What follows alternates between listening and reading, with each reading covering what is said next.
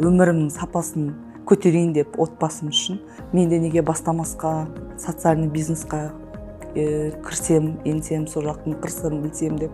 Үйде отырған әйел адам мен бірдеңе істеймін десе, ой қойшы сен қолынан келмейді, тып-тыныш айлықпен жүре берейік, қайтесің деген. Даже үйдегі жолдасым да 1-2 жылдай мойын бұрмай жүрді. Шынын айтсам, біздің менталитетімізде ер адам алғашқы тұрады, ер адам не айтады, соны істеймін деген ғой. Бірақ қазір мына заманға ойлаймын мен, адам деген в ногу со временем деді ғой. Оған қарамау керек. Барған есігімнің бәрі маған жақсы ашылып, көп жерде әйел адамдар болды. Әйел адамдар көп көмектесті.